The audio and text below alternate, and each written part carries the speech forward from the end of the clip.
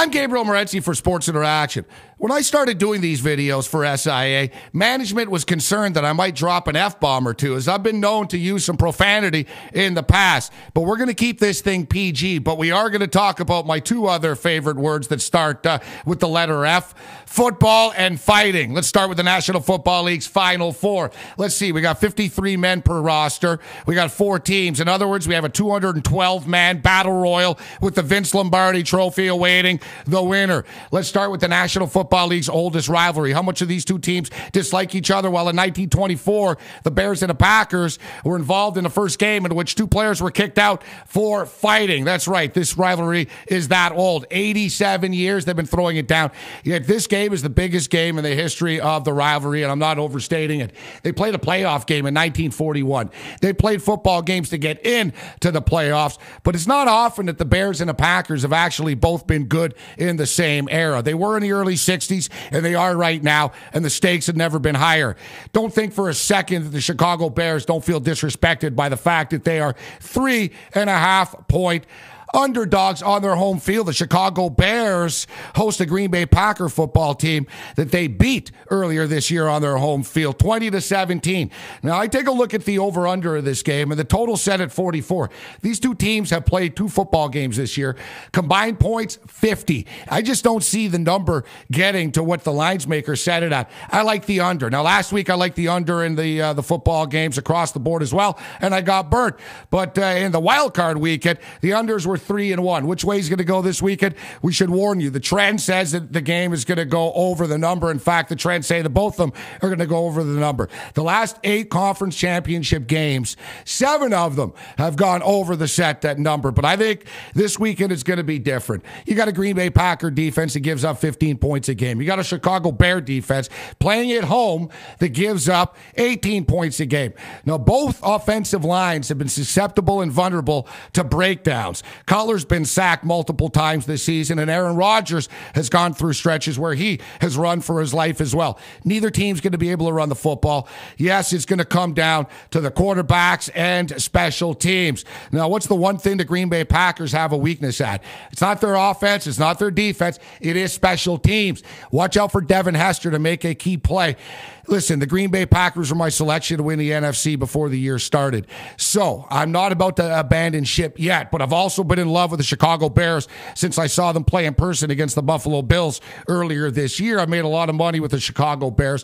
When it's all said and done, I just can't lay 3.5 points on the road against a defense as good as the Bears is. And Jay Cutler doesn't have to be Joe Montana. All Jay Cutler has to do is manage the football game. Go 16 for 25, 17 for 27.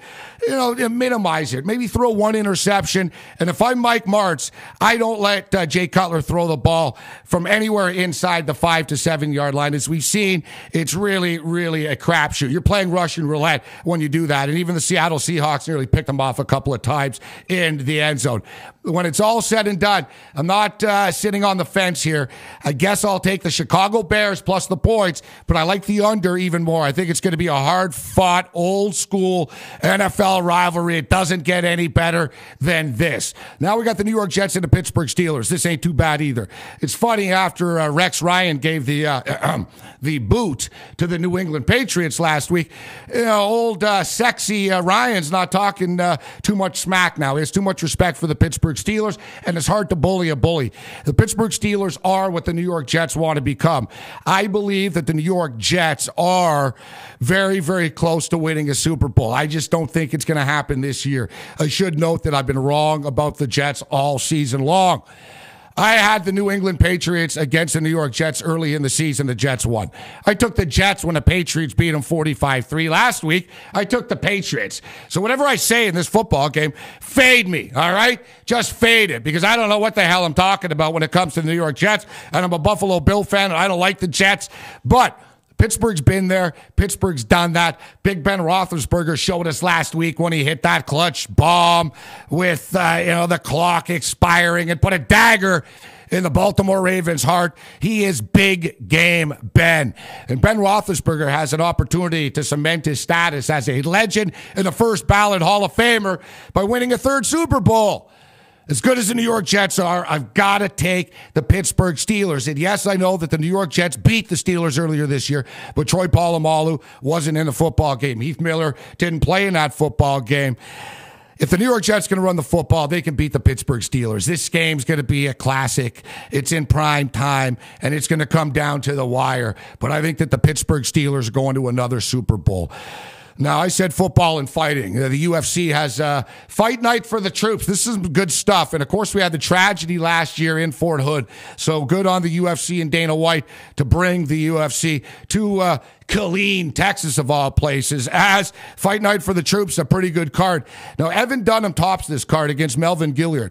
Now, Melvin's a good fighter, but is he an underdog that can't win? I like Evan Dunham a lot, and he legitimately beat Sean Shirk and got screwed, but the bottom line is I don't think Evan Dunham should be this heavily favored. I'm going to pass, and I know it's hard as a compulsive degenerate gambler to pass. We want to bet on everything. I'm not going to do it. What I am going to do, I'm going to bet on Mark Hominick. I think the Mark Hominick will beat George Roop, and he'll get his opportunity against Jose Aldo. I like Hominick. I'm going to parlay Hominick with Pat Barry. Of course, Pat Barry got injured and beaten up and beaten down after he could have beaten Crow Cop, but he hugged him, and he admired his opponent a little bit too much. I think Pat Barry takes out a lot of frustration and gets it done on Joey Beltran. I'll take Pat Barry parlayed with Mark Hominick, and I also like Matt Mitrione to get it done as well. It's going to be a tough test. Tim Hague is a big guy, and he's also an experienced guy. Now, Matt Mitrione doesn't have a lot of experience on the mat, but I like the fact that Matt Mitrione was on The Ultimate Fighter. I like the fact that he fought Kimbo Slice in Montreal. I like the fact that he played big-time college football for Purdue. I like the fact that he had a brief cup of coffee in the National Football League. Guy's been around crowds. Guy's been under the bright lights. Well, Tim Hague is hit or miss. I like the consistency of Matt Mitrione, and truth be told, Joe Silva has set this up for the favorites to win. This is a favorite heavy card. I wouldn't be surprised if every favorite wins on Saturday night. Now, speaking of Saturday night, let's wrap it up with Saku Koivu's return to Montreal. Now, Saku Koivu was the Montreal Canadiens captain for 10 plus years, and if this was a status on, let's say, Facebook or one of these dating websites, and it says status of relationship, Saku Koivu's relationship with the Montreal Canadiens fans would be under complicated, as he was loved and adored, but he was also vilified for not speaking French. And when you're the captain of the Montreal Canadiens, you've got to speak French, and he was there for 10 plus years, and he didn't speak French, but he also got out of the hospital, beat cancer, and returned to play for them in the playoffs as well. Now, he got a 5-minute standing ovation when he returned from cancer. I would expect the sometimes classiest fans in professional sports in Montreal to show Saku Koivu the respect that he deserves. Now, listen, I used to live in Montreal, and I covered the Montreal Canadiens, and Saku Koivu always plays to his maximum capability. Saku Koivu might not be the friendliest guy with the media, but when a guy returns from cancer and lays it out all on the line on the ice like he did for the Montreal Canadiens, anything but a 5-minute standing ovation would be, less than impressive by what sometimes are the classiest fans in sport. As long as you don't boo the national anthem, Montreal. But hey, that's another story. Football, fighting, and a little hockey. I'm Gabriel Morency for Sports Interaction. May the winners be yours.